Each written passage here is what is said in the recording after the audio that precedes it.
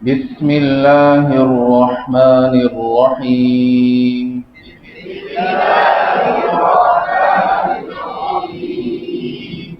کتاب کا سبق القواعد فی علم التجوید، صفحہ نمبر 6. آداب تلاوت. تلاوت کے آداب کچھ تلاوت سے پہلے کے ہیں، یعنی آپ باوضو ہو کر بیٹھے ہیں، خاموش جگہ پر بیٹھے جہاں پر باتیں نہ ہو رہی ہوں، اس طرح کی.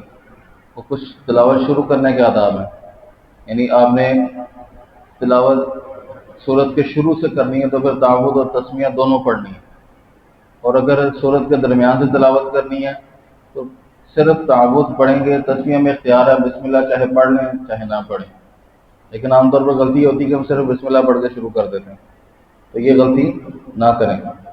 اور تیسرے نمبر پر ہماری تلاوت کے درمیان میں سورج شروع ہو جائے تو پھر صرف بسم اللہ پڑھتے ہیں. یہی بات یہاں لکھی ہوئی ہے صفحہ نمبر 7 پر.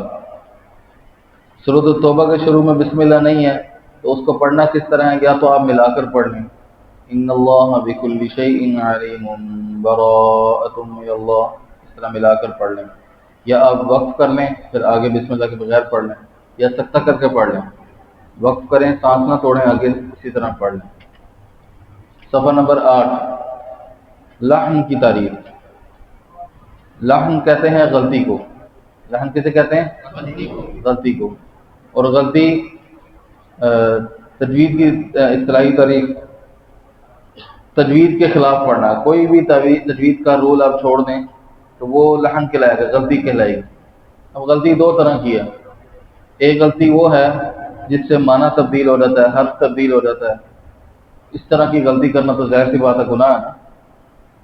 اور ایک ایسی غلطی جس سے حرف تو تبدیل نہیں ہوتا، نہ حرف تبدیل ہوتا ہے نہ اس سے معنی تبدیل ہوتا ہے، تو پھر اس طرح کی غلطی کرنا گناہ تو نہیں ہے، لیکن قرآن کی خوبصورتی متاثر ہوتی ہے اس سے، اس وجہ سے وہ ناپسندیدہ ہے. ٹھیک ہے جی.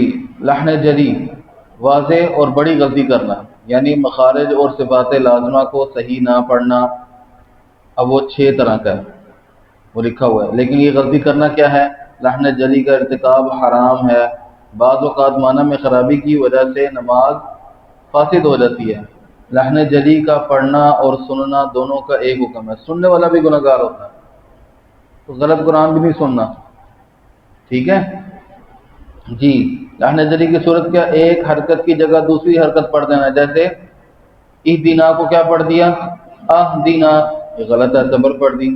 ایک حرف کی جگہ دوسرا حرف پڑھ دینا. جیسے اسمن، تا تھا، اس کو پڑھ دیا اسمن. ٹھیک ہے. علیم کو پڑھ دیا علیم، حمزہ سے پڑھ دیا، تو حرف تبدیل ہو گیا. علماء کرام جانتے ہیں معنی کتنا سخت تبدیل ہو جائے گا، کہ ایک جاننے والا ایک دردناک، دونوں کا معنی مناسبت ہی نہیں ہے بالکل. کسی حرف کو کم کر دینا، جیسے لم یولد کو جلدی پڑھ دیا لم یولد، جیسے ابھی حرکات کے سبق میں پڑھا. کوئی یہ کہے میں نے تھوڑا سا لمبا ہی تو کیا ہے، یا یہ کہے میں نے تھوڑا سا لمبا نہیں کیا، ایک ہی بات ہے. لحن جلی ہے، غلطی ہے، گناہ ہے. حرف کم ہو جائے گا یا زیادہ ہو جائے گا. ٹھیک ہے. کسی حرف کو بڑھا دینا، وہ مثال آ گئی وَلَقَدْ نَصَرَكُمُ اللَّهُ، جو حرکت تختی نمبر 4 میں ہم نے پڑھ لی. سکانات میں تبدیلی کرنا. ٹھیک ہے. جیسے خلقنا، اس کا اندر بہت زیادہ آپ نے قلقلہ کیا، خلقنا، بہت زیادہ قلقلہ نہیں کرنا، جتنی مقدار ہے اتنی. انشأہا کو انشأہا پڑھ دیا، یعنی متحرک تھا اس کو ساکن کر دیا. مشدد کو مخفف یا مخفف کو مشدد پڑھ دینا. جیسے مستمر، مشدد را ہے تو دو شد والا حرف 2 مرتبہ پڑھا جاتا ہے، تو اس کے اوپر ٹھہراؤ کرنا ہے. مستمر، اب کوئی پڑھ دے مستمر، ایک حرف رہ گیا. ٹھیک ہے. تو اس طرح کی غلطی نہیں کرنی. یا مزدجر تھا، یہاں پر شد نہیں ہے، کوئی وقت کرتا ہے یہاں پر مزدجر، اس طرح پڑھ دیتا ہے، تو یہ بھی غلطی، حرف زیادہ ہو گیا قرآن پاک. صفحہ نمبر 9 پر لحن خفی، حروف کے خوبصورت ہونے کے جو قاعدے مقرر ہیں ان کے خلاف پڑھنا. لحن خفی کا حکم کیا ہے؟ لحن خفی سے نماز تو فاسد نہیں ہوتی، لیکن بچنا اس سے بھی ضروری ہے، کیونکہ ایسا پڑھنا مکروہ ہے. لحن خفی کی صورتیں کیا ہیں؟ صفات عارضہ کی غلطی کرنا، جیسے غنہ چھوڑ دیا، اخفا چھوڑ دیا، مد چھوڑ دی. بھائی آپ نے جب یہ غنہ مد اخفا چھوڑ دیا تو لہجہ کہاں لگانا ہے؟ لہجہ لگنا ہی یہاں پر ہے، ٹھیک ہے. اگر ہماری خوبصورتی کو متاثر کرے تو ہمیں تو غصہ آ جاتا ہے. قرآن پاک خوش ہوگا؟ قرآن پاک کیسے خوش ہوگا؟ اس لیے حدیث مبارکہ ہے رب قاری بالقرآن والقرآن یلعن، بہت سی قرآن کی تلاوت کرنے والے ایسے ہیں کہ قرآن ان پر لعنت کرتا ہے.